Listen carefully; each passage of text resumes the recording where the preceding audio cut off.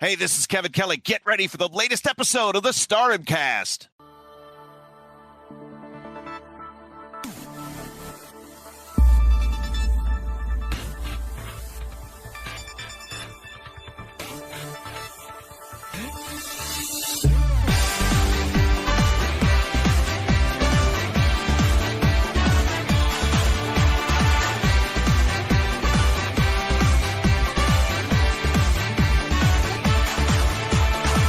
Hello guys, and welcome to the Stardom Cast, your weekly audio source of all things World Wonder Ring Stardom. I'm your host, Rob Good, and I'm joined as ever by Matt Turner. Now, Matt Turner, before I throw to you and say how are you, I've got a little bit of a bone to pick with you.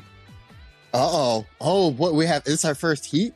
This might be our first heat segment on the podcast, folks. Honestly, go ahead, sir. I'm intrigued. I think the heat might be that intense that it could spell the end of the podcast. Oh, you were just getting on a roll too. All I right. know. Now, Duke's up.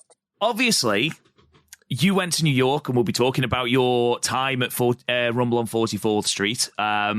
However, I woke up the following day, and even though I had a great video of Mina and I had a great video of Mayu, thank you very much, I seem to have not received a text or a video or a photo of you doing the Cosmic Angels dance. Now, I do not understand, Matt Turner, where that video has gone. Why would you not send me a video of you doing the Cosmic Angels dance? Why would you do that to me?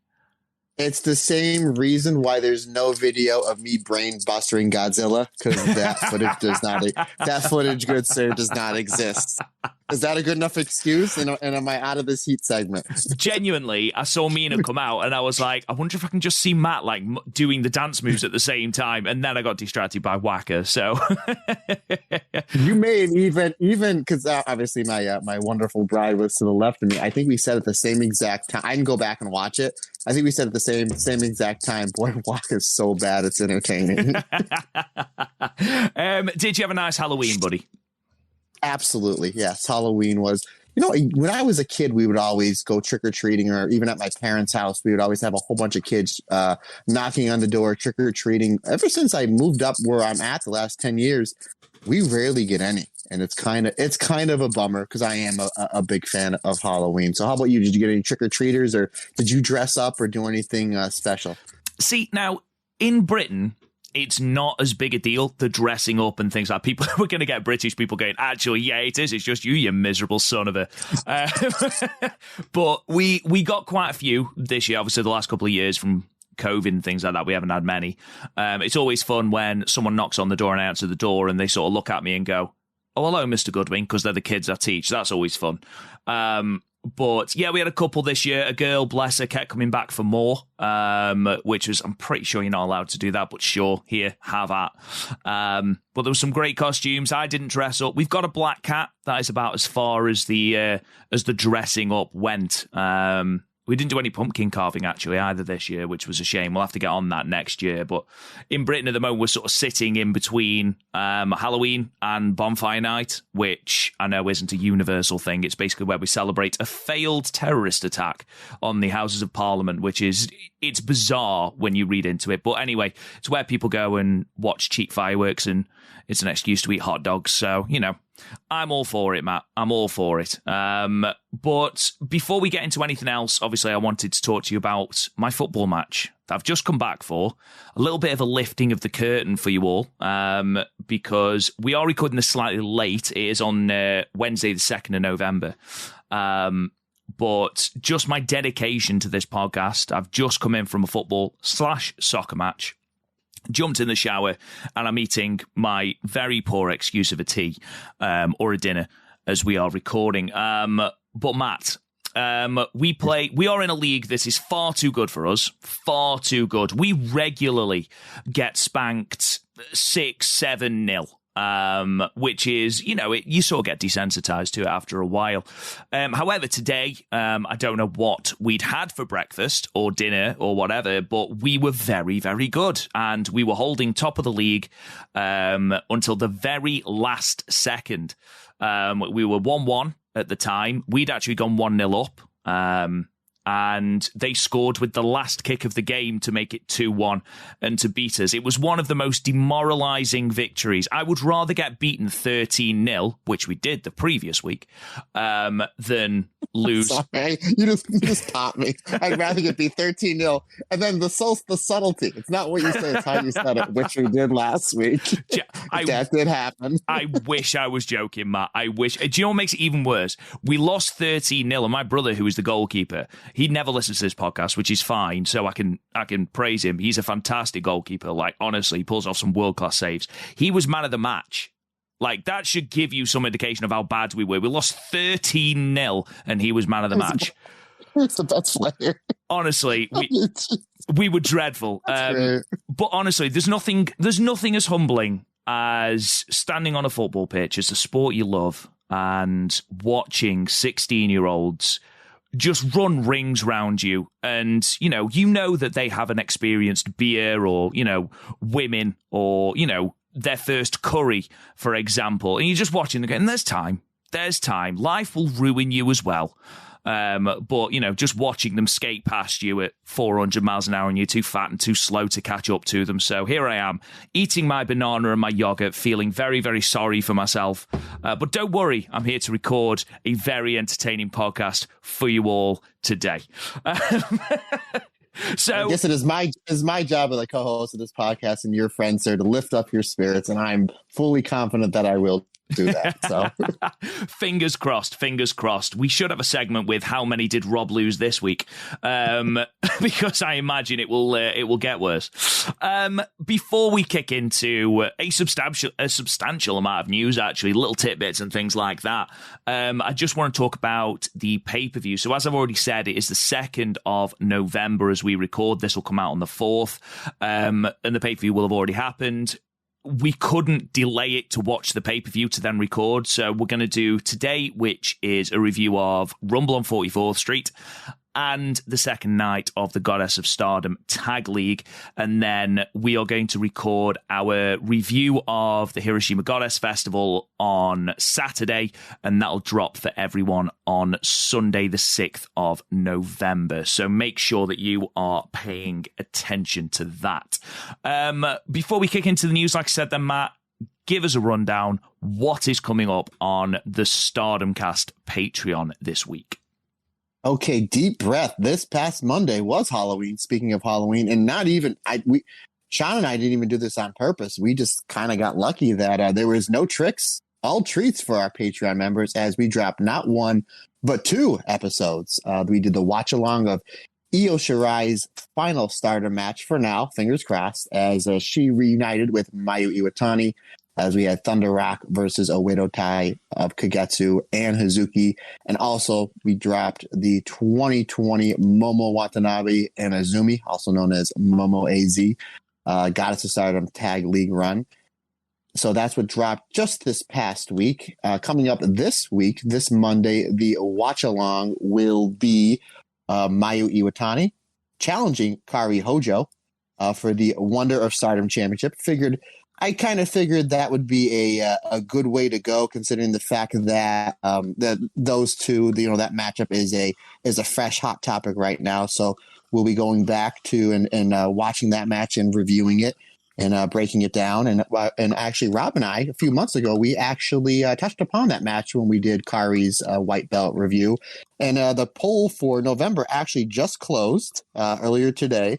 So for the white belt and red belt tier Patreon for November, we will be doing the number 1 vote getter was Hazuki High Speed Rain. So that'll be dropping off in your Patreon feeds in about 2 weeks or so. And what came in second place was Kagetsu's red belt reign. So I'm just looking at the results. First of all, how dare you? This is the second time I put the Tam Nakano white belt reign on the poll and it lost. Are you kidding me? I didn't even look at this just until I was like, I noticed like 2 days ago it said that it had it was going to close in 2 days. So I was like, oh, that's probably right when we're recording. So I'm looking at it right now, and Tam Nakano was way out in front. So yeah, so what'll probably happen, since Hazuki came in first place, we'll do the Hazuki High Speed Rain again. That'll drop sometime in the middle of November. And then at the end of November, we will drop the Kigetsu red belt reign. Unbelievable. I still love everybody, but come on. That's going to be on the poll, I think, every month now until we get it in there. You're doing well, people. Well done. Keep him waiting. Hey, yeah. It's funny because whenever I put anything Tam or Arisa on the poll, it usually like automatically wins. It's usually like, that's definitely to go to, but that lost twice. So I don't know, maybe it's just too recent. But yes, so that's what's coming on the Patreon. That's what dropped off on Monday. Like I said, this Monday coming up, we'll do Kari versus Mayu watch along, and then I will start doing my homework this weekend for the Hazuki high speed ring, which I'm really, really looking forward to be doing. Yeah, it's a good time to get in on the Patreon, patreon.com/the Stardomcast. Just a little bit of housekeeping in regard to the Patreon. They have changed the payment days. So no matter when you sign up, it will take the money on the first of the month, which is better, I imagine, for everyone. So yeah. Getting on it, there's some fantastic stuff going on over there from Matt. He does fantastic, tireless work, so please go subscribe. And I just want to shout out Jose Lara and John Thurman, our latest two Patreon patrons. Thank you guys for subscribing. We really, really, really do appreciate it. Let's delve into some of this news then. And we've already talked a little bit about the Hiroshima Goddess Festival pay-per-view that's coming up on Thursday. There's been a couple of changes to the card. Now, initially, there was going to be a gauntlet tag that opened up the show. That's now been changed. So opening the show now is a three-way tag with the team of Waka Tsukiyama and Lady C, the team of Saida and Momokogo, and O2 Line, Azumi and Miyu Amasaki. They are in a three-way tag. And then second on the card is just a straight-up tag team match. FWC taking on Saki Kashima and Ruaka. And then we've also got, slightly changed, the singles match, the special singles match between Mayu Iwatani and Alpha Female, with Mayu Iwatani's successful defense at Rumble on 44th Street. Spoiler. That match has now been made an SWA championship match. Honestly, you wait all this time for an SWA title defense and then two come along at once. It's like waiting for a bus. My question to you in regard to that now title match, does that change your opinion on who wins that belt? Ooh, I saw this.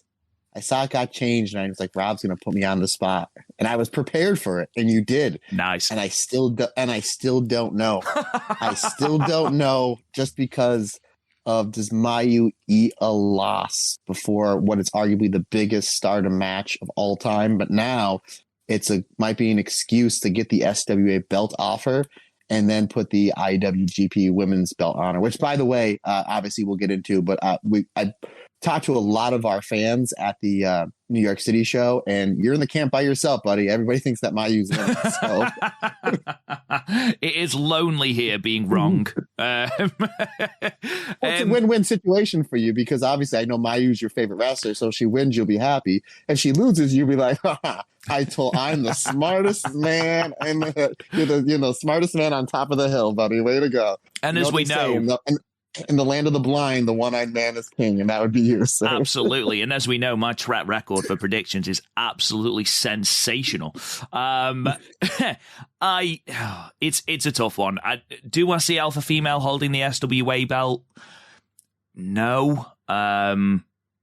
The thing is, you want to try and keep Alpha Female strong as part of the Neo Stardom Army faction. You can't then give her two losses to both Mayu and Kairi back to back.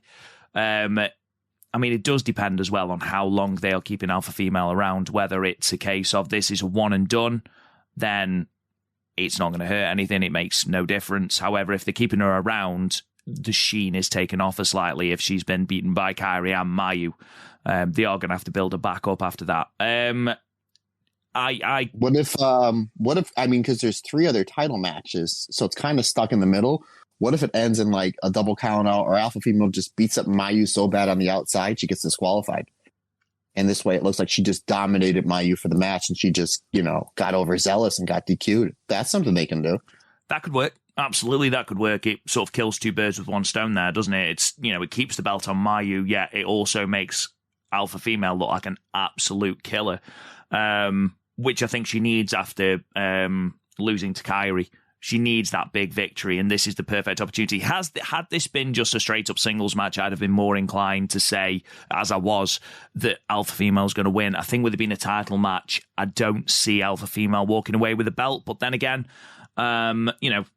again, my predictions are very, very, very rarely right. If you want to listen to our preview of the Hiroshima Goddess Festival show, then we did that last week.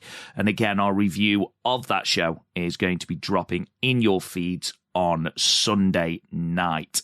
Another couple of things. The ever contentious PWI list was published for the women.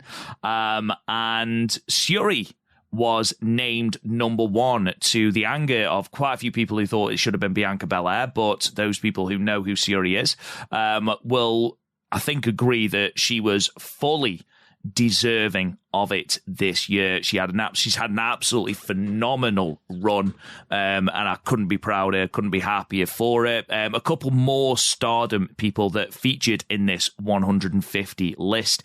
We had Syuri at 1, Saya Kamatani at 7, and Starlight Kid at 9. So 3 Stardom wrestlers breaking the top 10, which is fantastic.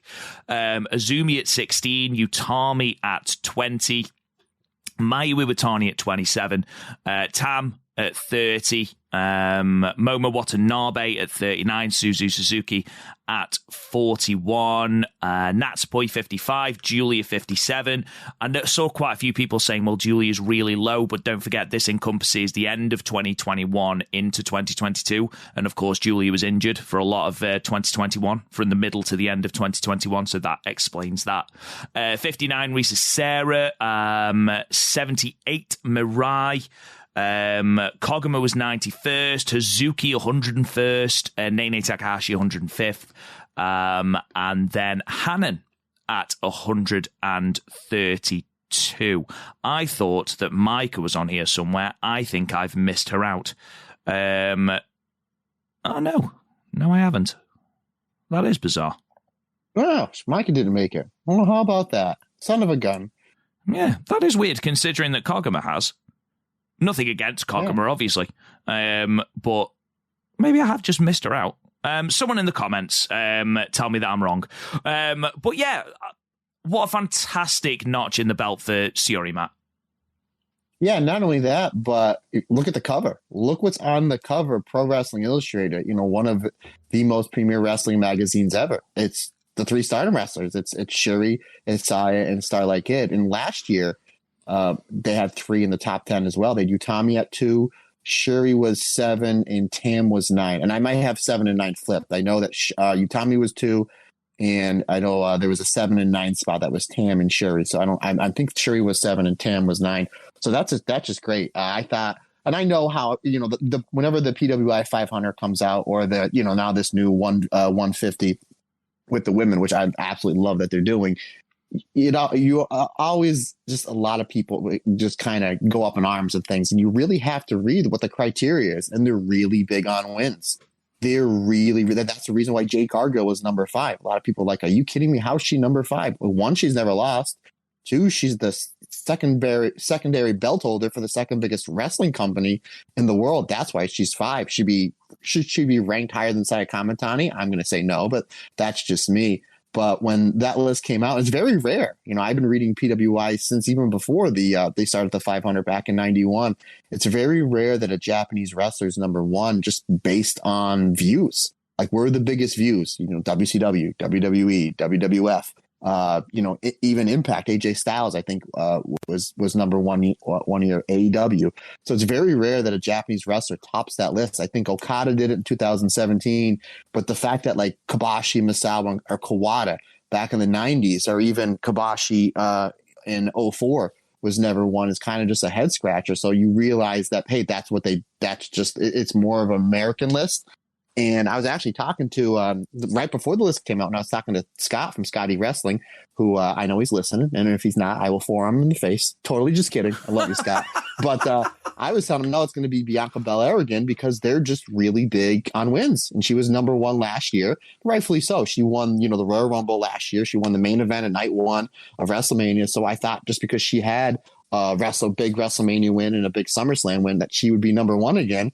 And literally, that's what I told him. I said, I don't want anybody to get upset that it's not going to be Sherry. It's going to be Bianca Belair. And about an hour later, I had a message from him. He said, no, Matt, it's Sherry. And then I went on Twitter, and now I see it was Sherry. I did see the cover with all three, the top 10 Stardom wrestlers. And I think the quote was like something with Stardom, and then in parentheses, well, it's about time. And I'm like, oh, that is a magazine that I'm definitely going to get, because it's just going to be great press for not only those three wrestlers, but for Stardom in general. And I think me and you and all of our listeners will agree it's about damn time that the world recognizes what we've been talking about here, for what I've been talking about for a little over a year, and what you've been talking about since you started this podcast over 2 years, just how damn good Stardom is. Yeah, absolutely. And in my attempts to find Micah on my list, I have found Mina Shirakawa. Mina Shirakawa was 123, which is great for her. I'm really proud, because genuinely she's improved massively. Speaking of Mina Shirakawa, the We Are Stardom English Twitter account posted an article in Tokyo Sports about Saya Kamatani ahead of her match against Mina for the white belt on November 3rd, and how she's been doing some secret judo training in preparation for Mina's leg-based offense. So I'm looking forward to seeing how Saya adapts that judo into her offense and indeed her defense against Mina, and how it changes Mina's game as well, Matt. All she's got to do is go back and watch a whole bunch of NWA tapes and just watch all these wrestlers counted Ric Flair's figure four. But that's just me, hey. We've got a little bit of news in regard to the Mayu Iwatani film that is coming up, The Runaway Wrestler, based on her autobiography. It's got its leading lady, Anna Hirai, won the audition, and she's going to play the role of Mayu Iwatani in the biopic. They did post a video of Anna with Saya Iida, and genuinely I had to do a double take, because they do look so similar. The casting department have done a fantastic job in matching them. She's very, very Mayu in her mannerisms and indeed her looks, Matt. Have you seen the video I'm talking about? Yeah, and I chuckled there a little bit. I'm not sure if you picked it up, because I thought you were going to say that Saya Iida chopped her. It's kind of like, welcome to Stars, kid. I thought that was great that Saya Iida chopped her. Like, congratulations. But yeah, she does look a lot like Mayu. I'm sure Mayu had I hope she had a hand in picking who was playing her in this biography picture. And I thought it was cute how Saya Iida chopped her, and then they put it on social media. So I thought that was really good. Did they make any announcements when they're going to start filming, or roughly when the movie will be out? Not that I've seen. Not to say that they haven't, but again, I couldn't tell you, Matt, if I'm being perfectly honest. Well, I appreciate your honesty, sir. It's all right, buddy. Azumi has the chance to make a little bit of history on November 19th at Gold Rush. If she retains her high-speed championship, she will tie the combined belt's all-time record for most title defenses with 12, matching Natsuki Teo, which is a fantastic achievement, Matt, isn't it? Yeah, I think Azumi's one of the best champions in all of wrestling, not just Stardom, and what she's been able to do with that belt. It's just completely elevated the game, considering the fact it's kind of like the third, or maybe even, if you're a big tag team wrestling fan like I am, the fourth highest tier belt in the company. And we've seen her go on pay-per-views and absolutely steal the show with that belt. But I think that's a belt that I think she should break all the records. I think she should hold that belt at least another 6-7 months. I mean, no reason to take it off her. Eventually you're going to elevate her to the top of the card, but what she's been able to do with the high-speed belt, basically taking that belt and you can almost main event any show, with her is just just kudos and credit to just what a fantastic performer Azumi is. But I hope she does. I hope she breaks the record, and I hope for the most title defenses, and I hope she breaks the record for longest title reign. Well, that stat comes to us from our friends at Monthly Puroresu. A couple more in terms of Azumi. If you go to the stardomcast.weebly.com, you'll see that Azumi has gone up into the top 7 in single championship reigns. Her current reign sits at about 248 days. She's about 10 days off Natsuki Teo's reign in 6th. In terms of title defenses in this reign, if she defends, which I think she probably will, on November 19th, she will tie Hazuki in 2nd place for title defenses in a single reign at 8. Mayu Iwatani currently holds the record at 9. So there is a very, very real chance that Azumi breaks that record for single reign championship defenses, which I'd be really over the moon for Azumi to do that. She deserves it. She's been a fantastic high-speed champion. She's been the linchpin of the high-speed division for a long, long time. So to see her get that recognition will be absolutely fantastic.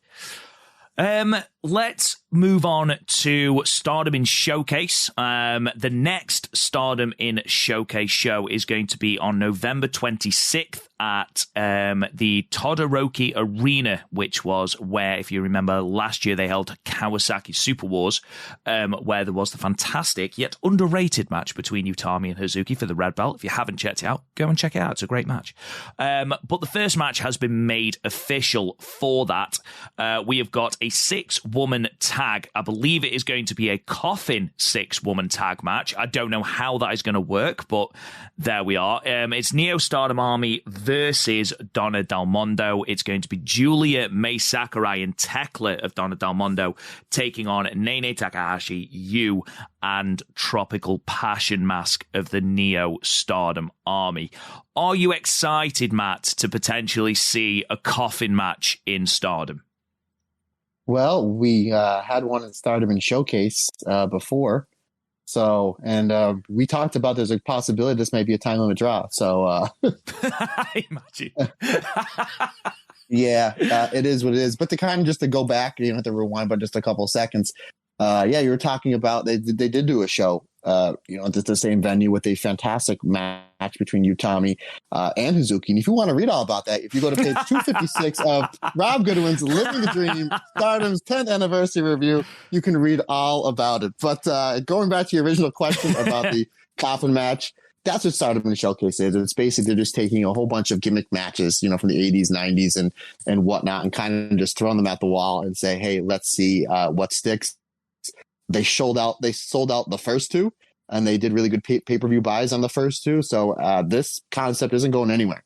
I mean, it's just like New Blood. It's basically Stardom running almost like 3 different brands, and all the brands are doing well. It's just kind of 3 different flavors. So I'll be watching, sure, absolutely, but coffin matches kind of aren't my thing. But at the same time, we'll see what happens. See how fun it can be. Yeah, I'll be perfectly honest. During my little hiatus from the podcast, I didn't watch the Stardom in Showcase shows. I believe the first thing I saw from it was the Cosmic Rules match, which basically boiled down to them squaring each other with war pistols. And I was like, I don't think this is for me. So we'll see how this one goes. It might not be my thing, but we will see. We'll review it nevertheless. Speaking of Cosmic Rules, Unagi Sayaka has been on somewhat of a tear around different Japanese promotions. She's turned up this morning in Sendai Girls, and this comes courtesy of @It'sDana on Twitter, and if you don't follow them, please do. It's great. But she has been trying to get a match in Sendai Girls, but Chihiro was ignoring her on Twitter, so she hopped on a bullet train and showed up at the dojo, just invited herself to the dojo and got a match in 2 minutes, and then said, okay, see you later, and went home. I mean, that's amazing. That's fantastic.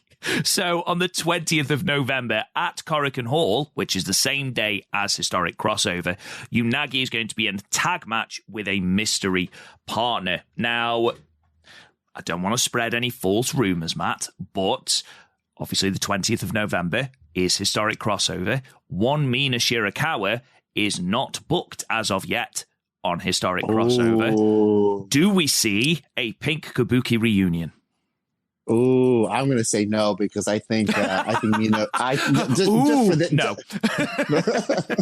just because I think Mina, just her, she's one of the hottest acts in all of Stardom. I think that she's going to be on that the historic crossover show. I think they'll find a way to put her on the show. That's why. Okay. Even though I oohed it, I brought it up and then took it right back down. So I'm going to say no. I'm going to say no, sir. Just for that. Just because I think she is going to be on that New Japan show. And finally, final bit of news. Well, there's two bits. There's one that's going to be very quick, but this is courtesy of Velkage on our Discord. He sent me a private message, actually, to say there's been a documentary airing about Kagetsu and his transition.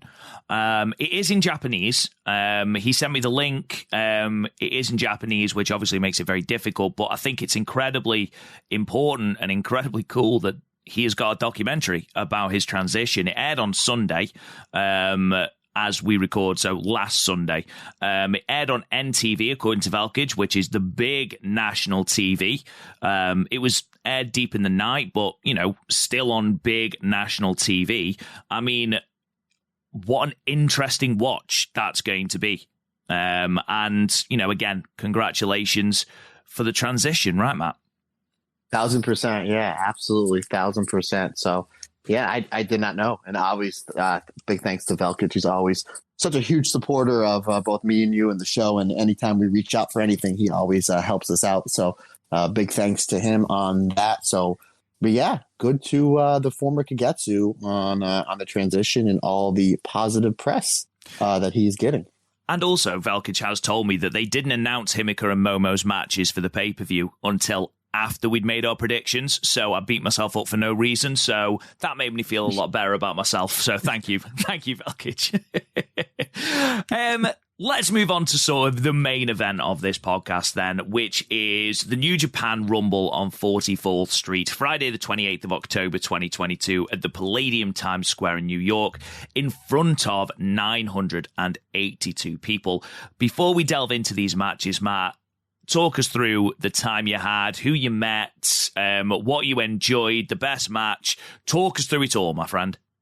All right, hang on in here, folks. So there's a lot to cover, and it was a fantastic time. Now, I go to New York every October for New York Comic-Con. It takes us anywhere between 3 to 4 hours to get there, and about 90 minutes to get home, just because of the traffic. To give you an example, again, about 4 weeks ago, myself and Andy Hatter, my tag partner, we went to New York Comic-Con for our annual trip, and it took us a shade over 4 hours to get there. Literally to the point where people were probably wondering where we were because it took us so long to get there. So, and again, on the way home, 4 days later, it took us a little over an hour and a half to get home. So I told my wife, my wonderful wife, who assisted me, and she was an absolute trooper on this trip for several reasons. I told her, I said, look, it's going to take at least 3 hours to get there. She said, there's absolutely no way. It's only about 90 miles away. I just map quested it. It's only 80 some minutes. And I said, yeah, but we're going to hit traffic. I'm telling you, it's going to take minimum of 3 hours to get there.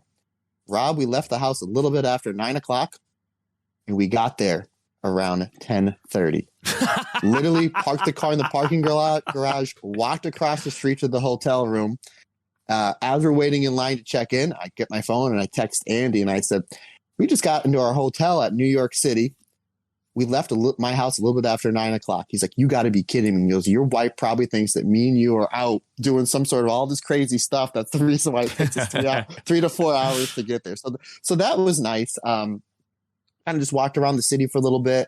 And obviously my main goal for that evening was to try to meet and greet the three ladies from Stardom in the show. Obviously Mayu being number one, and Mina and Waka, to either, try to get some sort of press for the podcast or just to meet them, take a picture, autograph something or something, just to say thank you. But there was no meet and greet. I scoured the internet for any type of meet and greet. Didn't see anything. I did get to meet Tom, who runs Monthly Pure Wrestle. which we've been working with them with ads in their magazine. And he's just a fountain of fantastic information. And you want to talk about somebody that is going out there and, and grinding and to try to get that magazine publication everywhere. That's him. I mean, he flew in all the way from California, to be at the show to kind of help him with the magazine. And if you take a look at the new pre-order for issue number 10, Chris Jericho's on the cover. He basically told me the entire story, how he got Chris Jericho on the cover. And it's not my story to tell. Maybe one day we will have him on this podcast. I know he flat out told me, he goes, I don't listen to podcasts at all. He goes, I never heard yours. It's like, I'm not a big fan of talk radio, but he's like, I really appreciate the grind that you and Rob are doing. So I thought that was, a very, very nice thing to say. But so I knew that the first match was a pre-show match. It started at 7:30. So I said, okay. I said, let's leave the hotel at 5:30. Try to get in there. Try to see something. If I can find somebody that I know, if I can get backstage, something. Whatever it takes mentality that I have legally, obviously, to try to get my main goal accomplished. So God bless my wife, because she probably tried on 3 or 4 different outfits just to make sure that she looked okay for this. Now, Rob, you've been to wrestling shows before. It's not going to the Grammys, right? So I can assure you that I have been to a wrestling show and not looked like I've been at the Grammys, my friend. So, and her whole big thing is, again, God bless her, was kind of, she didn't say this in so many words. It was like, well, I know that you're going to run into people that know you. So I'm representing you, I'm representing the podcast, and I'm representing Rob. And I don't want to let anybody down. Now, obviously, Rob, you've never talked to my wife. You never text, nothing. But I think just the fact that she just appreciates you. She really, really likes you. And I think for one of the main reasons is because I have somebody to talk about Stardom with other than her. So you soften the blow. So she's got a ton of respect for you. So we left the hotel around 5:30. Again, the first match wasn't starting to 7:30. It was only about a 10-minute walk. We were only about 5 blocks away. So we were waiting in line, not sure what time the doors are going to open, but I quickly picked up on all the Japanese cameras that were there, for the different TV stations that were there. And they would keep going up and down, walking down by where the Palladium Theater was, and just filming everybody. And I don't know what's going to make air, but I figured, you know what? If I'm here, I'm going to take advantage of the situation. So I was wearing my Stardom cast hoodie, the one that has the logo with Mayu doing the moonsault.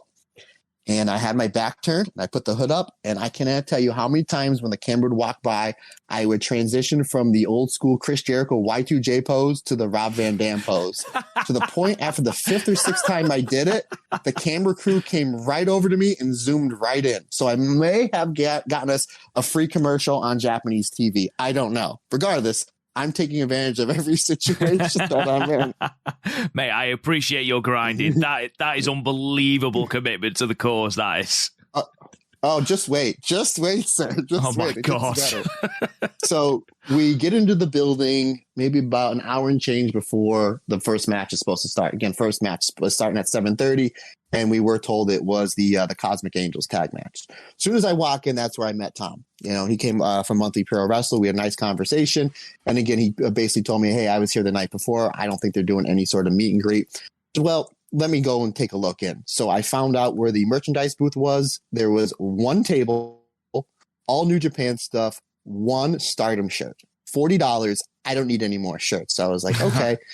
I asked about a meet and greet. Nobody had any idea. I said, all right, not a problem. So in my head, I figured, all right, I'm going to save all this money by not spending it on meet and greets and whatnot. I'm going to get myself nice and drunk, which nowadays takes anywhere between 3 to 5 drinks, because I'm not too much of a marathon drinker. But that was going to be, that's basically in my head what I was going to do. So as we got in there, our listeners, the friends and family of the Stardom cast, so many of them, came up to me, shook my hand, took pictures. I had one person even tap me on the shoulder, shook my hand, and I saw they were wearing earbuds in, and they turned their phone over, and they were listening to the latest episode of the of the Stardom cast. And I was told that our podcast is funny and informative. So I don't know if you want to use that on a tagline for anything, Rob, or one of our T-shirts. The Stardom cast, funny and informative. So yeah, so why not? Yeah, I thought that was really, really nice. Everybody was just so giving us, compliments, how much they enjoyed the show. One, how much they loved having you back. Somebody even said, Sean, our editor in chief, they want to know if he was a professional radio DJ or was like a professional editor, just for how well the sound quality was. Nothing but praise. But I do have to say, sir, that the most common question that I got asked in one way or another, one form or another, was if you set me up on the podcast every week for the cheap plug of Living the Dream Stardom 10th anniversary review. And I even say, Rob never sets me up for that. That's 100% shoot. He never sets me up. He'll just say something and then it'll pop in my head. That's a good spot for me to plug it. So after the second or third person that said it, my wife was in an earshot and she heard it and she said, he literally takes that book everywhere. Now, with that being said, I did have like a messenger bag where I had some items that if I thought I was going to get signed, I would bring. One, I had a Stardom digest that had Io, Kari, and Mayu on it when they had all of the belts in Stardom. And that's like my holy grail to get that autographed by all three. I had the comic book cover that my buddy Alex, shout out Alex Sanchez, did for me with Mayu as Supergirl. I thought that'd be cool to get signed because that's a one-on-one. No one else will have that. And as my wife said that, because he literally carries that book everywhere, I'm like, oh, by the way, so I zip open the bag and then I pull out Living the Dream, Stardom's 10th anniversary. So your book made it to New York City with me. Thank you very much. Needless to say, this thing got passed around like a bottle of like a bottle of booze at a college party. There were so many people that were just so intrigued by it. So hopefully I gave you some sales. But yeah, everybody was super, super nice. Like I said, my point was just at that point, I had an hour before the show to start to go to the bar. And then I just didn't because I was just talking to so many of the friends and family and the listeners of the Stardom cast, just completely overwhelmed by how much people are loving what we do. And then I went back and started talking to Tom again from Monthly Pro Wrestle. We're trying to just work some things out, how he can help us and we can help him. And, to me, that's what it's all about is there's no reason why we all can't win. And then I met the lovely one, Karen Peterson, who we've heard before on Post Wrestling. And she does a great job writing several articles for Stardom, does a great job moving the product, the product forward. Because at the end of the day, that's what we're trying to do. We're trying to get everybody to watch Stardom. She put over right away how much she loved what we're doing on the podcast, and she loved our Kevin Kelly interview. So I invited her to be on the podcast, and we after some emails back and forth, we did nail down a date. So we are going to record a review with her of a Stardom Historic Crossover. So that'll be our next guest. So by the time that all happened, it was about 10 minutes before the show's supposed to start, and I did not have one drink. So I was like, okay, no problem. So we go in and we get in our seats, and I realized, Rob, we are right dab smack in the middle. So if you want to leave to the left or the right, you're going to inconvenience 7 or 8 people. And the 2 rows ahead of us, they kept doing that. I'm like, I don't want to be that guy. It's like, maybe I'll wait to the second or third match. I don't know. But before the Cosmic Angels match, they did a 10-bell salute and video tribute to Antonio Inoki, which I was just so happy that I was in the audience for that. So I thought that was really good. Very well done. Very touching. Obviously, Antonio Inoki, really just one of the godfathers of Japanese professional wrestling. And I don't think Japanese pro wrestling would be what it is now without Antonio Inoki's contributions to Japanese wrestling, especially the strong style and fighting spirit that he pretty much, gave birth to. So then we had the first match, which was the Cosmic Angels, Mina and Waka going up against the team of Kylie Ray, and it's escaping me who the second girl in the match was. Tiara James. Yes, thank you. Waka, out of all 4 of those ladies, had by far the biggest ovation. A decent match.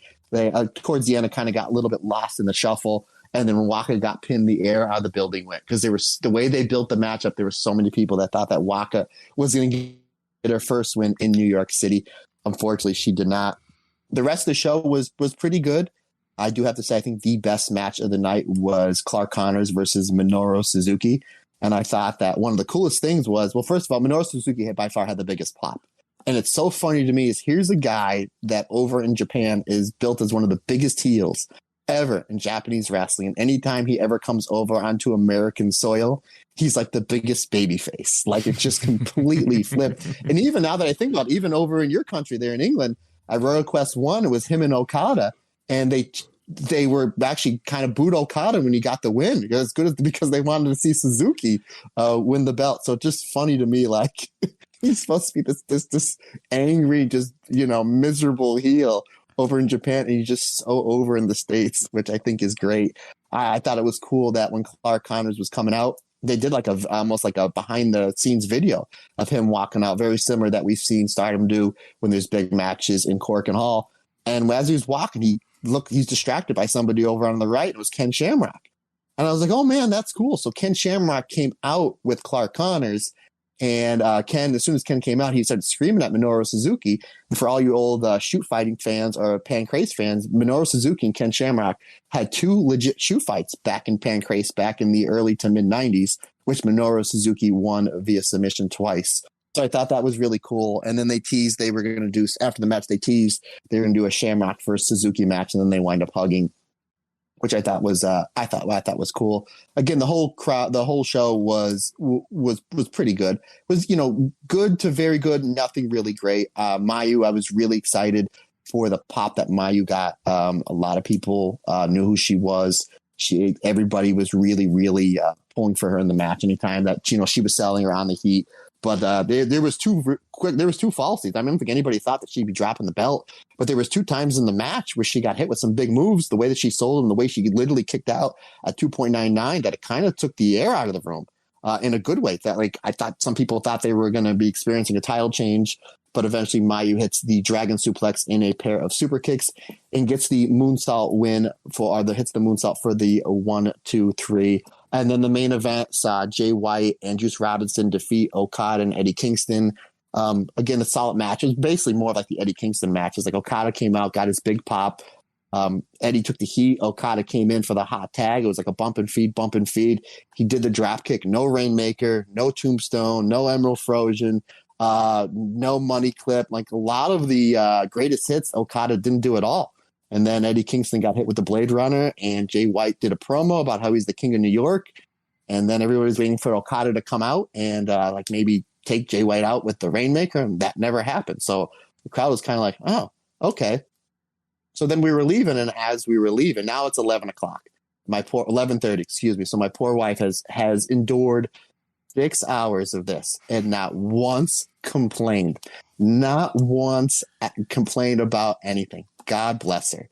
So we're leaving, and as we're leaving, we see there's a line forming. And I'm like, what's this line forming? Like, oh, there's a meet and greet. And I was like, oh, man. I was like, for who? They're like, Ken Shamrock. And I'm a big fan of Ken Shamrock, but at that point in time, enough was enough. My card was full. It was time to get a burger and a milkshake, which I did, and then go back to the hotel room and call it a night. So what I'm trying to say here, Rob, is obviously we had a great time. We met against so many of the fantastic listeners of the podcast that absolutely love what we do. And I was just absolutely floored and humbled by what we're doing and just making a difference, and that people are just listening and literally listening in line as they're waiting for the show, which absolutely blew me away as well. And just so many great things have been coming, from this podcast. And the fact that I had 0.0 alcoholic drinks the entire time I was in New York City is kind of a staggering stat. So, but yeah, when I take a step back and think about it, I've only been part of this podcast for about a year now. And I know that you've obviously started this, from the ground up about 2 years. And to me, it's just onward and upward from here. Like, we're just getting started.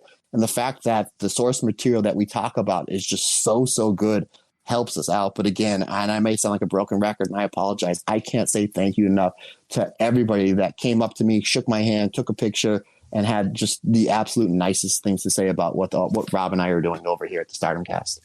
Yeah, the fact that anyone listens to me and Matt just chat about our product that we love is mind-boggling. And the fact that, people know the podcast and people know, who we are and know the logo and things like that. It baffles me. When me and Chris started this, literally in a hotel room in Blackpool, it was done literally as I was learning what Stardom was. I never in a million years dreamed it'd be what it is today. And, thank you, Matt, for rekindling my love of Stardom and my love of podcasting. So, yeah, to anyone that came up, said hello, listens to the podcast, thank you, because we are truly humbled. I just want to talk very briefly about those matches. I'm not going to go into the New Japan ones. I'm just going to talk about the Stardom ones. The pre-show match, obviously, the one that Matt was talking about. Kylie Ray and Tiara James defeated the Cosmic Angels, Mina Shirakawa and Waka Tsukiyama with the reverse TKO in 12 minutes and 8 seconds. First question, really, Matt. Were you surprised that, A, they gave the Stardom girls a loss on this card, especially as they were sort of the main focus? And secondly, obviously, I've got the TV feed, and I want to shout out Ian Riccaboni, Matthew Raywalt, and Alex Kozlov. I thought they did a fantastic job on commentary. Ian Riccaboni especially has got a fantastic knowledge of the Stardom product, so really added to it. But what was the reception for Waka as loud as it seemed on TV? Because usually people are more into, I don't want to say more into Mina, but Mina gets more of a reaction. And it was nice to see Waka in her hometown, she was born in New York, to get that reaction. I think once this match was put on the pre-show, it was obvious they weren't going to give her the win. But I thought the reaction was fantastic, Matt. Yeah, especially the fact that I figured they were going to come out to the Cosmic Angels theme, but they came out to Mina's theme. So, of course, and then Mina does her dance, and, that's part of the Mina Shirakawa package. So, but when they were doing the entrances, the single entrances between all four ladies, Waka definitely got the biggest pop. And I thought they did a great job in the psychology of the match where, like, Waka took the heat, and then they did, like, a double heat. Like, she took the heat, like the sympathy heat, and Kylie Ray basically turned heel. And Kylie Ray is a very prominent babyface over here in the American Indies and on, NWA and everywhere else she goes. And as soon as they cut Waka off, it was Kylie Ray that cut her off, and they started booing. And then she immediately knew her role and just like, oh, go boo yourself. So then, once she gets the hot tag, Mina comes in and she gets on fire, then she gets cut off. And I'm like, I think that's smart because now you get to see Waka sell, and then you get to see Waka basically have the heels bump and feed for her.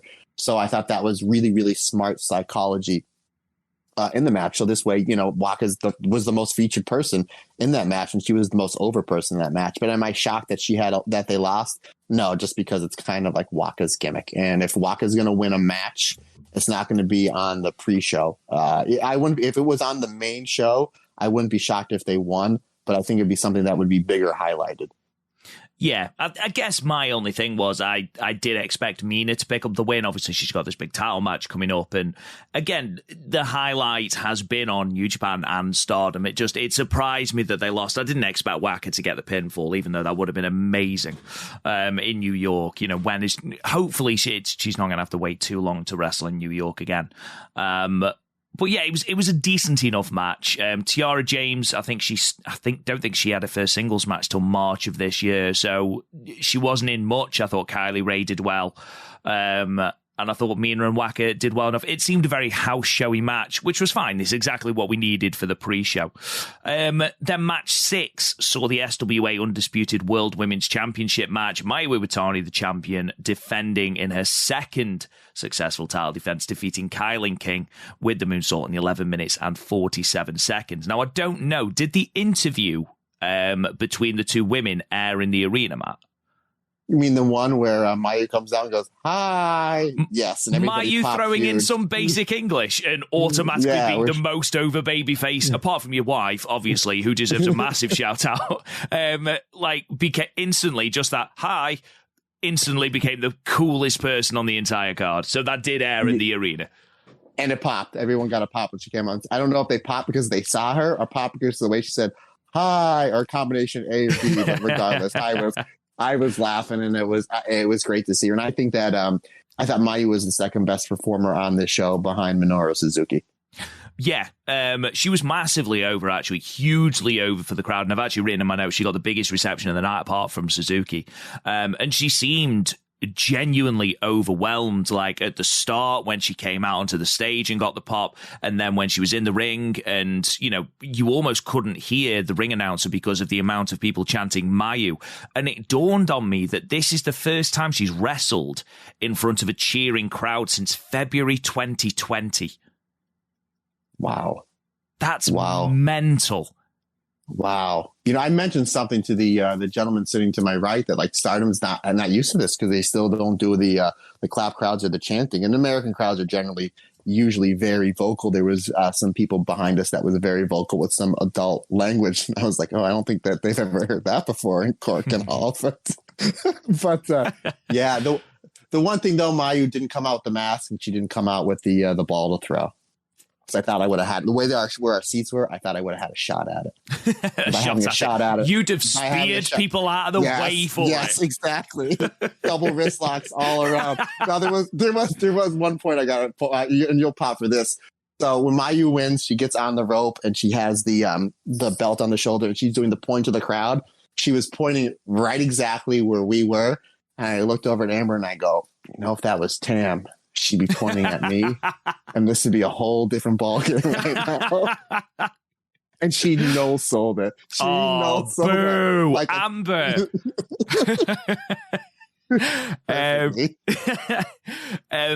Another couple of things from this match. Scarlett Donovan, who was the referee for both this and the pre-show match, makes history as the first female referee in a New Japan ring, which I thought was quite a cool stat. And something I just wanted to ask you, Matt. Sorry, my voice is going. I don't know why. I think I've asked this before, but how difficult is it to wrestle someone for whom English isn't their first language, and how difficult is it to communicate in the ring? Obviously, Mayu and Kylan King didn't have a tremendous amount of time to block out a match, and for that reason, I assumed a lot of it was called in the ring. But with someone who doesn't share the language that you speak, that must be incredibly difficult. And the reason I ask is because, there were some ropey opening exchanges. However, the longer the match went on, I thought they did tremendously well, and it became a very solid title defense.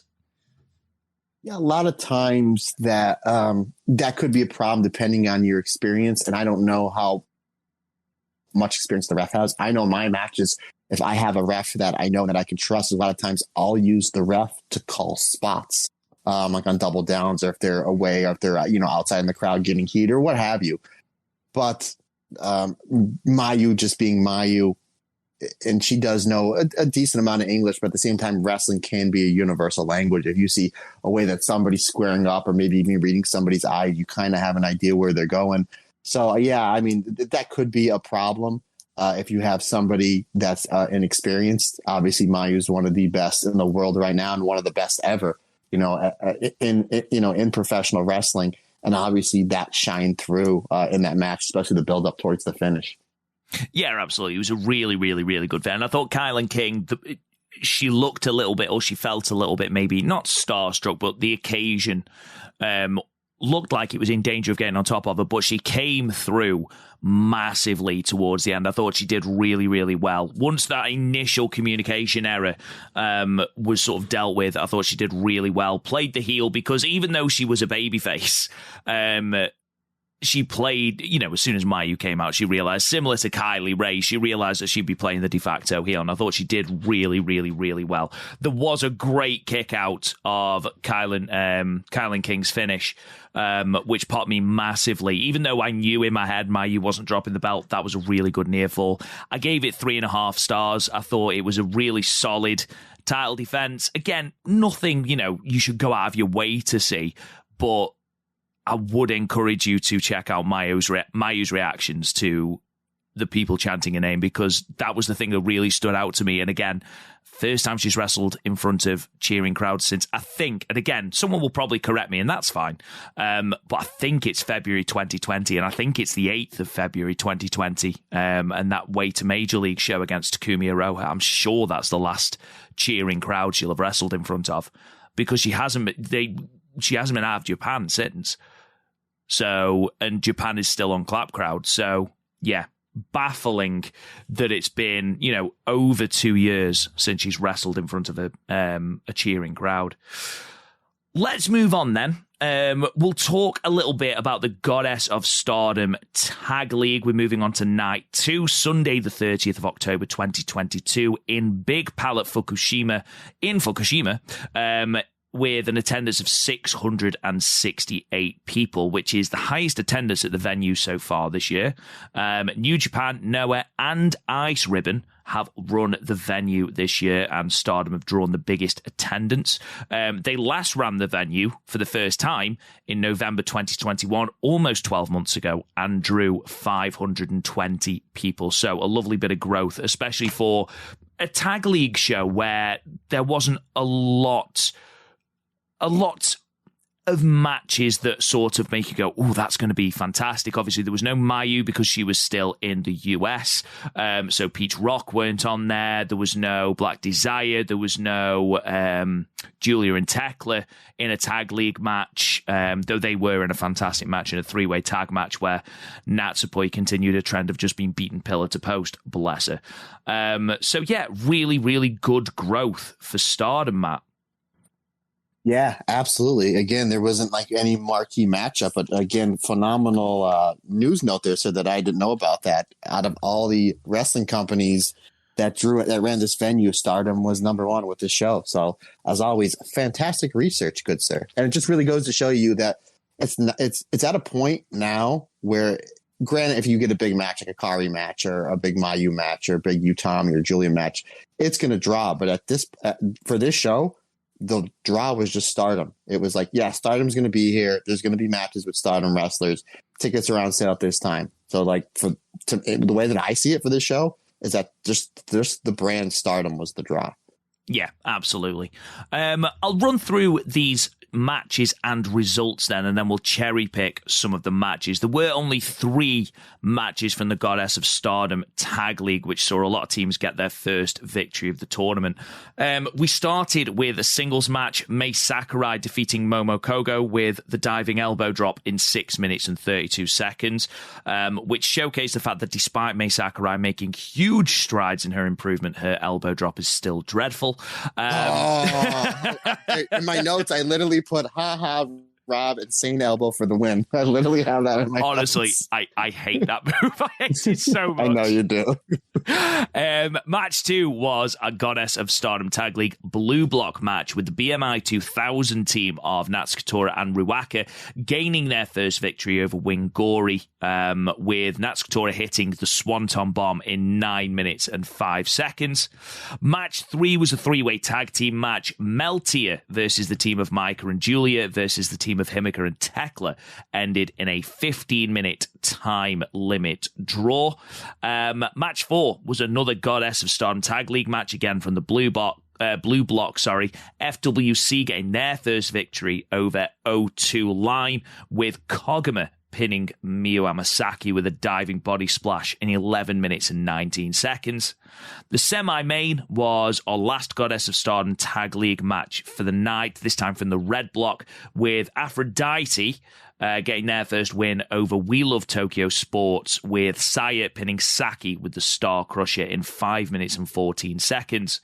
And then in our main event, we had a 6-woman tag team match. The God's Eye team of Shiori Mirai and Amisori defeating the Uedatai team of Starlight Kid, Momo Watanabe, and Rina, with the hometown girl, Amisori, getting the pinfall over Rina with a brainbuster in 16 minutes. First thing I want to talk about, and I'm sure it's something that you've made a note of, we need to talk about Aphrodite, and we need to talk about that Utami backflip, man. We need to talk about that. I haven't laughed so much. Not obviously, right, just for those people who haven't seen it.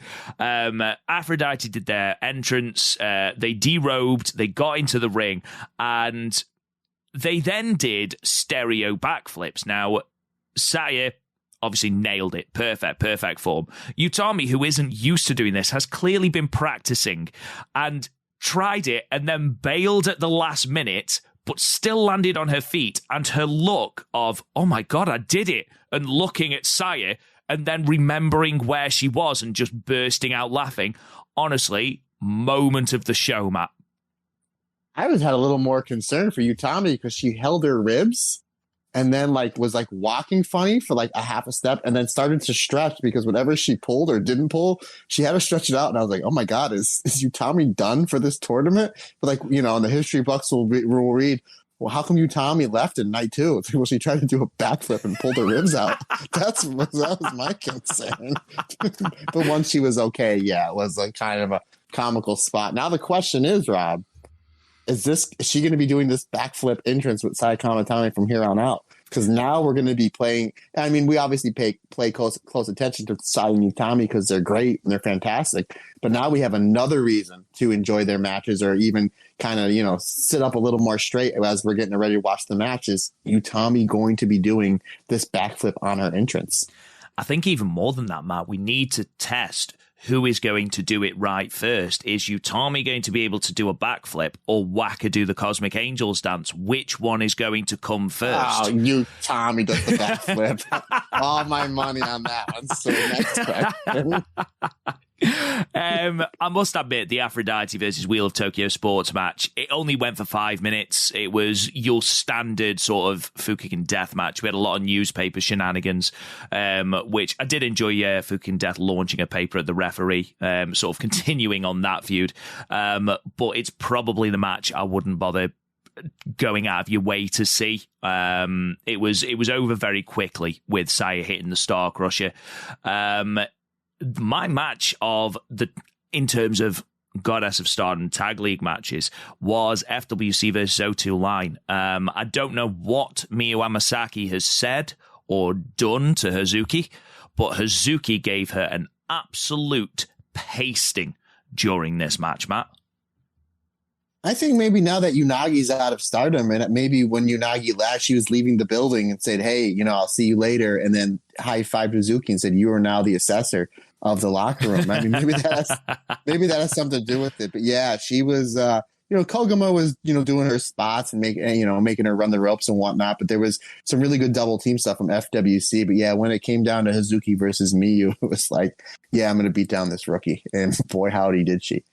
Yeah, some of those kicks were hit very, very snugly. I mean, we talked about on the last episode about Miyu Amasaki and how she looked really solid in their match against Wingori, and I thought she looked really good here as well. She did a massive amount of the heavy lifting. Azumi was barely in this match, but I thought she did tremendously well, mostly on defense because she was on the back foot considerably, especially when she was against Suzuki. But I thought she looked really, really good here. I gave it 3.25 stars. It's a solid match. It's probably the tournament match of the night. The only other one was obviously BMI 2000 versus Wingori. Couple of things to note from this match. I thought Natsuko Tora's Swanton Bomb looked beautiful. I thought it was really, really good. We had a legitimate finish, which, thank God, after the way BMI 2000 got themselves disqualified against Kawhi Venus, I was genuinely concerned that we were just going to have a really tepid run through the tournament again. But they actually got a legitimate win, and the interactions between Natsuko Tora and Saida were really, really good. I want to see that in a singles match, Matt. Yeah, I thought, you ran and raved about how much you liked Wingori last week. And as usual, whenever you like something from Hana, whether it be the Wingori tag team or this or a phenomenal theme song, you are absolutely right. So I was like, boy, these two are really, really good together. So, I hope that they pulled out a string of wins, and maybe somewhere down the line in 2023, they do get a tag title shot, because I would love to see, these two get pushed. But yeah, I thought this match was really, really good, and I've been very critical on Ruaka, the last 7, 8, 9 months or whatnot. But I think that her teaming with Tora, not only in this, and as much as I kind of ragged on their first match for just the lack of rules and rules being followed, I think her and Tora really, really gel well together. And this might be the best spot for Ruaka right now, is her teaming with Tora. And I thought Tora's stuff looked really, really good here. And again, yeah, I'm all for a Saida versus Tora singles match somewhere down the line. Yeah, absolutely. And again, they get their 2 points there. we need to talk about, obviously, the three-way tag match and just what I think will be christened eventually as the Natsupoi.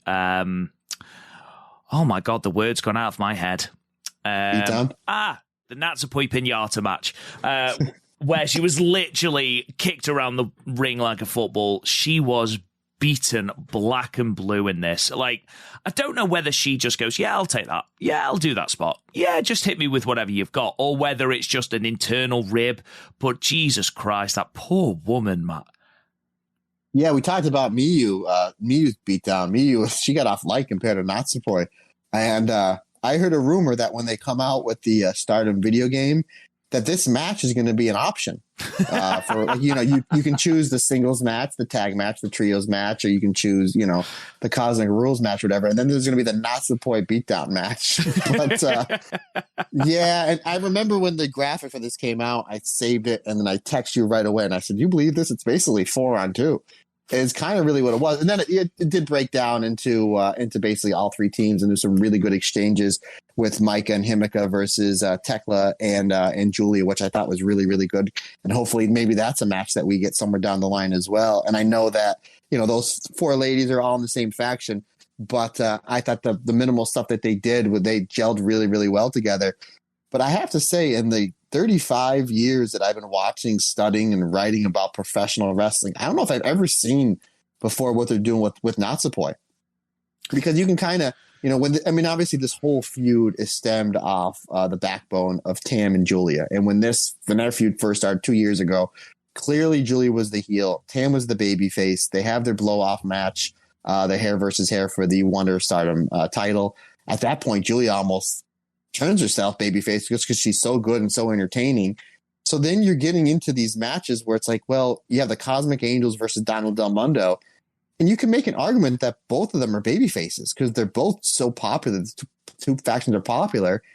And then Natsupoi does the turn. So clearly in this whole faction warfare, will you agree with me that Natsupoi is clear heel coming off that turn? Correct, Rob? Correct. Okay. Absolutely. So now she's getting all these beatdowns, and she's getting all these beatdowns in the 5-star and any matches that she's had with any members of Donald Del Mundo. And I don't know, maybe we're evil because we kind of just chuckle at it. We text each other like, did you see this? Did you see that? Like, she's just getting beat down. So they do the time limit draw, and then all four members of Donald Del Mundo just kind of almost like stomp poor Natsupoi into the point where Tam jumps on top of her to kind of like protect her. And then once everybody kind of leaves, you see Natsupoi just kind of almost like crying, and she's got all these scrape marks on her. It's like, and what I'm trying to get at, I've never seen in all these years I've been watching pro wrestling, what they're doing with Natsupoi, to the fact that she's supposed to be the heel in this scenario.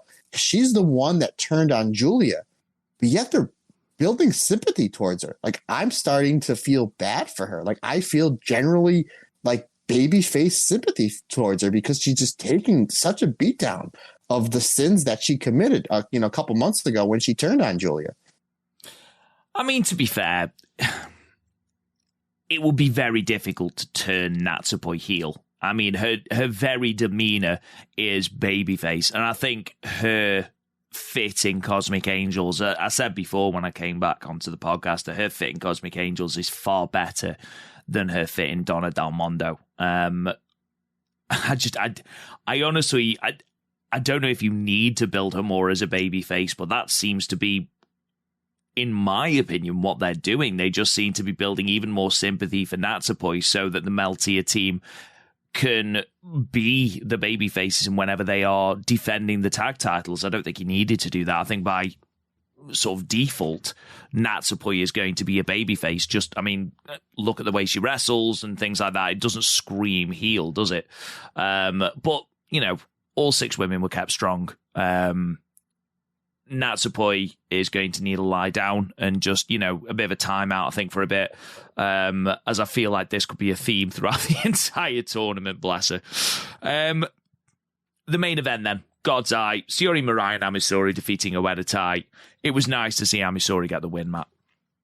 Yeah, it was her hometown. You kind of figure that's where they were going with it. And this is my favorite match of the one show that we're reviewing. I thought it was, whenever they do this, I always get a chuckle. I'm like, But how do they time that? But Yami gets the win with the Tornado Brainbuster, and the graphic comes up 16 minutes right on the dot. I was like, how about that? But we got some teases from Momo and Sherry. And anytime those two were in the ring together, yes, please. Because that was, like, to me, the highlight of the match. And again, going similar to the whole Waka thing in New York where she takes the heat and then gets the hot tag. And they did the same thing with Ami Sohrei here. And it worked. It worked in New York for Waka, and obviously it worked here with Ami. Her hometown crowd got to see her kind of get her butt kicked and be on the cell and then make that hot tag to the champion, Sherry. And then once Mariah gets in the ring and she gets cut off, and then they get to see her get the hot tag where she comes in, where you have three fantastic heels in Starlight Kid, Irina, and Momo kind of bumping feet here. And you kind of knew when this match was starting that Rena was taking the fall.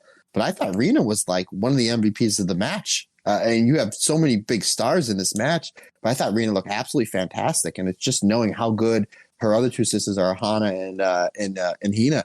It's just it just goes to show you the future of Stardom is just really, really bright. Because I thought Rena here really, really, really shined here. Not only in her offense, but just like they did with the tag stuff that she did with Momo Starlight Kid, but in her selling as a heel as well. I thought she was fantastic.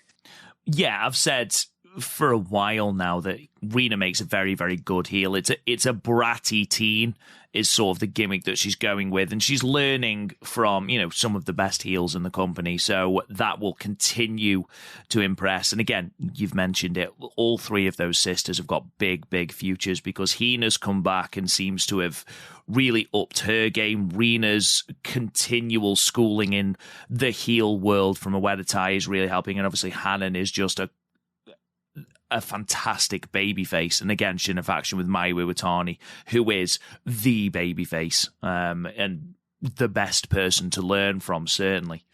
That's all of the shows that we're going to be reviewing on this considerably shorter episode of the podcast when you consider we went 2 hours last week. But we have got a couple of shows just to preview. Obviously, we've got the pay-per-view, which will be airing tomorrow as we record, 3rd November, and we'll be bringing you our review of that on Sunday. But the Goddess of Stardom Tag League continues to roll on. So we've got 2 shows coming up in the next week. The first one will be on Saturday, the 5th of November, the Goddess of Stardom Tag League Night 3 from the Nara Convention Hall in Nara. And these are your matches. So we've got a singles match, Starlight Kid taking on Saya Ida. That's going to be really, really good. I'm excited for that. A 6-person tag match, Tam Nakano, Natsupoi, and Waka Tsukiyama versus Azumi, Lady C, and Miyu Amasaki.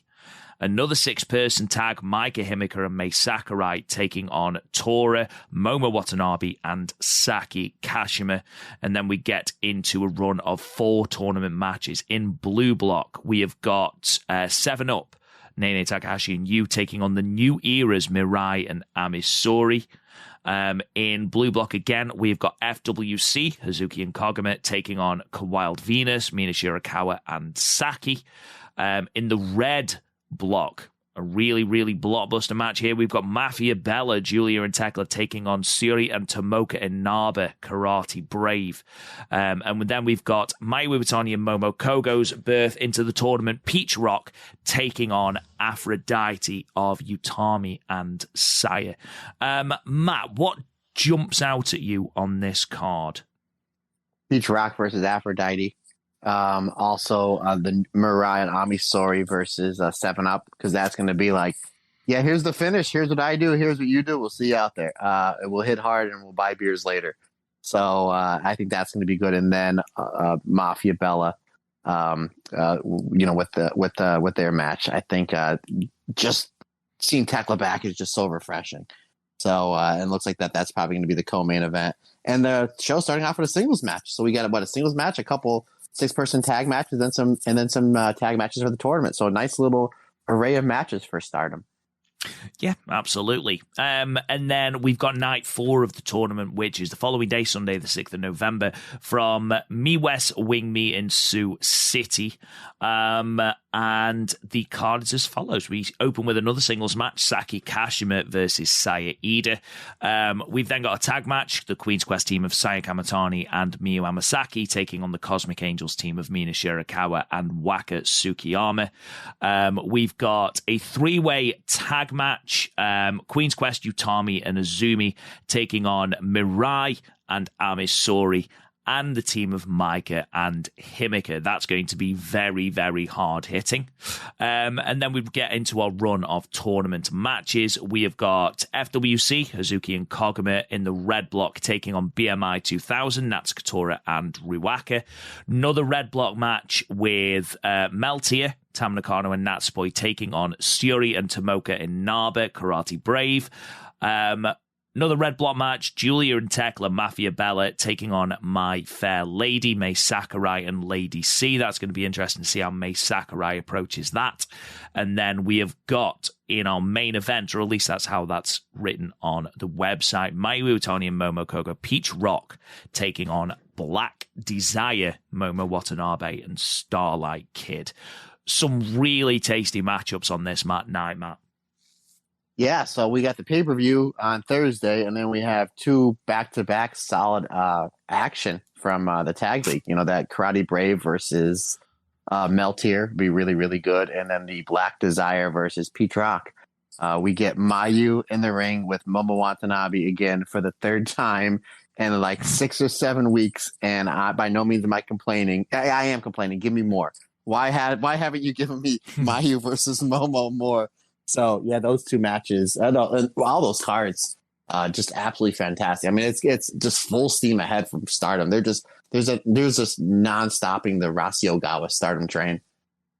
Yeah, absolutely. I'm really, really looking forward to Meltier versus Karate Brave. I think that's going to be a really good match. And obviously, we've got the reigniting of the feud between Starlight and Mayu Iwatani and Peach Rock versus Black Desire. That's going to be a very, very good match. Unfortunately, there's one person taking the pinfall in that match, isn't there, Matt? And unfortunately, that is Momo Kogo. Oh, I was going to mess with you. I'm like, yeah, I can't believe they're going to bury Mayu right before her big, but you just completely ruined my joke. But yeah, that's what's that's absolutely right, sir. So that brings us to the end of our podcast. Next week, I'll just quickly, we're going to be talking about the pay-per-view that is going to drop on the 6th of November. So keep your eye out for that. On Friday next week, we'll be talking about these two Goddess of Stardom tag league matches. As Matt alluded to, our review of the historic crossover show is going to be featuring Karen Peterson, the wonderful Karen Peterson, and that is going to be dropping in your feed on the 27th of November, the Sunday, so keep your eye out for that as well. And in between, we will be reviewing the Gold Rush show and the return of the 10 million yen ladder match at Edion Arena, Osaka. So keep an eye out for all of those. Thank you, everyone, for listening. And again, thank you to everyone that leaves a review or subscribes to our podcast or just listens to us prattle on about Stardom. We cannot thank you enough. You're all absolutely amazing. Don't forget you can subscribe to the podcast wherever you get your podcasts. We are everywhere. If you can leave us a 5-star review or a comment, especially on Apple Podcasts, it really, really, really does help us out, and it does help us be exposed to more people. You can find us on Twitter at the Stardomcast, the same with YouTube. You can find us on the website www.thestardomcast.weebly.com. Obviously our Patreon, patreon.com/the Stardomcast. You can talk to me on Twitter at Real Rob Goodwin. Matt, plug your socials and sign us off, my friend. Absolutely. Always a pleasure talking to you there, Mr. Goodwin. If anybody wants to get a hold of me, you can get me on the Twitter and or the Instagram, Matt Turner OF. I actually created an email as well, as I know social media isn't always everybody's thing. So if you want to email me, it's thestardomcast22@gmail.com. And if you have any questions for Rob, you can put them on the email as well, and I will copy and paste and text him at midnight my time, which would be 5 o'clock his time, just to wake him up. I'm just kidding. But really, if you do have any questions for him or me, the StardomCast22@gmail.com. Again, thank you everybody for listening. Thanks everybody for the support. Thanks to all the new Patreon listeners, as that does help us out quite a bit. That's greatly appreciated. Like I said, anything that you need from me, please just let me know. Because as always, it's just not my podcast, it's our podcast, because we're all in this together, and everybody's different, everybody's special.